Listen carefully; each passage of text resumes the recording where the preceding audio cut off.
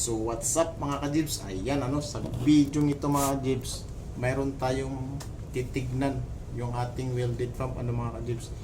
In-overhaul natin siya bali papakita ko lang sa inyo kung paano siya overhaulin at paano ko siya lilinisin. Overhaulin at lilinisin ko siya mga ka-Jibs dahil gagamitin ko siya sa malinis na langis, yung bagong supply natin na langis na nakadrum ililipat sa tangke. So welded pump ang ating gagamitin So siya nga pala mga ka-Jibs, si welded pump ay isang klase ng bomba na operated by air, kaya siya tinatawag natin na pneumatic welded pump So nagbubomba siya through diaphragm, yan mga ka-Jibs. So si welded pump mga pala mga ka-Jibs is isang klase ng bomba na kahit anong klaseng liquid pwede mo siyang gamitin, or kahit na nakakasaksi yan ng hangin is walang problema mga ka-Jibs, tuloy pa rin ang operation niya pwede mo siyang gamitin sa chemical, sa langis, sa tubig, yan. So tara mga ka-Jibs, tignan natin si welded pump. Mga ka-Jibs, video ito makikita ko sa inyo pag-overhaul o paglilinis ng ating welded pump. Yan, makikita ko sa inyo. Ito yung maliit natin welded pump. Overhaulin natin ito, linisin natin yan. Yan yung ating welded pump. Kailangan natin siyang overhaul para malinisan dahil hindi na siya magandang magbumba. So mga ka-Jibs,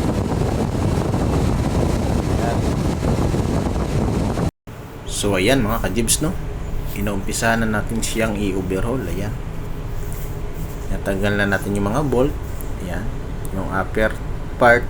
So yan, tanggalin natin, siguraduhin hindi natin mawala yung bula-bula niya mga ka-Jibs dahil napaka-importante yung bula-bula na yan dahil siya yung mag-open at close pag nagbubumba si diaphragm ayan mga ka-Jibs, madali lang naman intindihin itong klase ng bomba na ito mga ka-Jibs, operated by air lang naman to. Ang importante is tatandaan mo yung mga parts na mga pinagbabaklas mo ayan. So lilinisin ko lang itong mga parts nito mga ka-Jibs sa pamamagitan ng tubig tubig na may ayan, siyempre sabon mga ka-Jibs.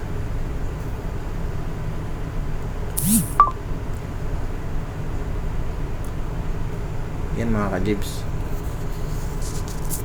kinakalas na natin siya. Ayan, makikita mo yung mga diaphragm mga ka-Jibs natanggal na natin yung mga cover niya ayan yan.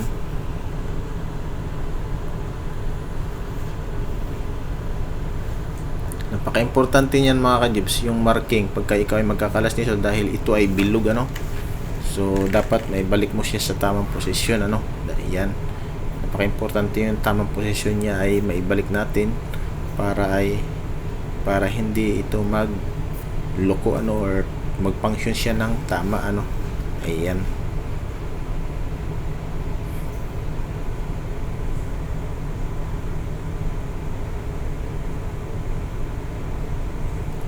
So ayan mga ka-Jibs, tingnan nyo naman yung diaphragm niya mga ka-Jibs. Yan yung kulay itim na yan mga ka-Jibs, yan yung tinatawag natin ng diaphragm mo. Yan medyo kulubot na yung diaphragm mga ka-Jibs sa kalumaan, ginagamit din kasi ito sa chemical. So nasisira din yung ating diaphragm sa ating mga chemical ayan, rubber kasi ito siya, ang diaphragm na ito mga ka-Jibs, kaya siya may pagkakataon din na bibigay. Ayan mga ka-Jibs, may part na bumigay sa ating diaphragm ayan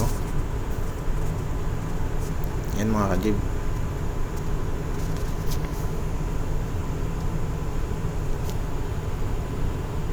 Yan, Yan si diaphragm mga kajibs. So tanggalin na natin tong diaphragm mga kajibs. Ayan. Madali lang naman to tanggalin mga kajibs. 2 bolt lang naman to, tig-isa both side ano. Ayan oh. Yan mga kajibs. Yan, natanggal na si diaphragm ano. Yan yung ating diaphragm. Lilinisin lang natin to mga kajibs dahil madumi na ano. Ginamit kasi natin ito sa sludge. Ayan. Iikutin lang mga kajibs para matanggal siya sa bolt.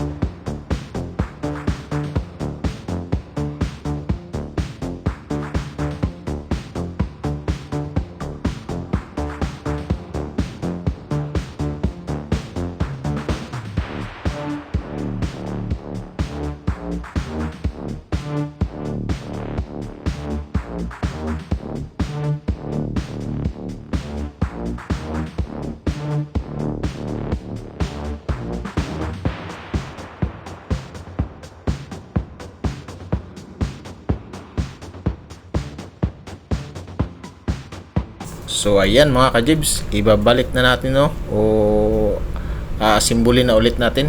Natapos na natin linisin yung kanyang mga parts no.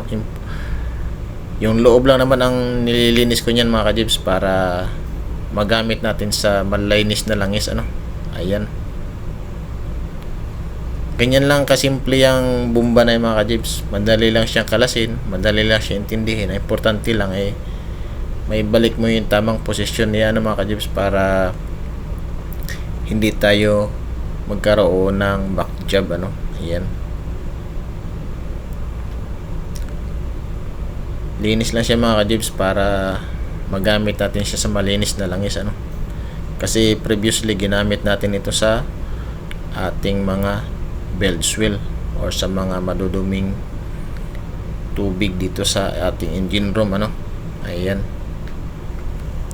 So enjoy your watching mga kajibs ano. Ayan. Inuhugasan ko lang siya ng tubig mga kajibs. Tubig lang pinanguhugas ko, diyan na may sabon ano.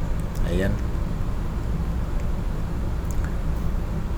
Siya nga pala mga kajibs, kung bago ka pala dito sa akin channel o sa akin page is paki-subscribe mo na yan at saka paki-follow na rin sa ating Facebook page ano.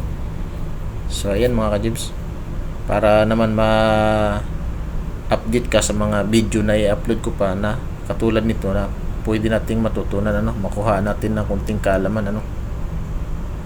Share lang mga kajibs sa mga baguhan lang dyan ano. Ayan. Thank you for your watching mga kajib.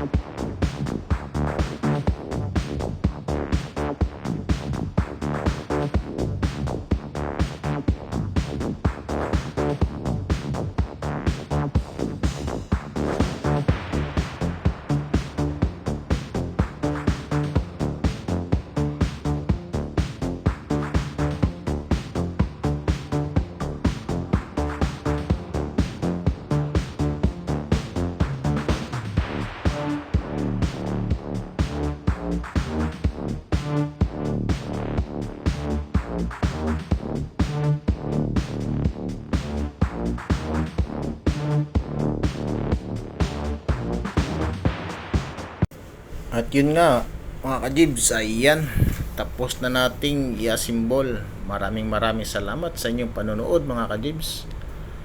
Naway di kayo magsawa sa pagsuporta ng aking channel at aking page. Thank you. Ciao.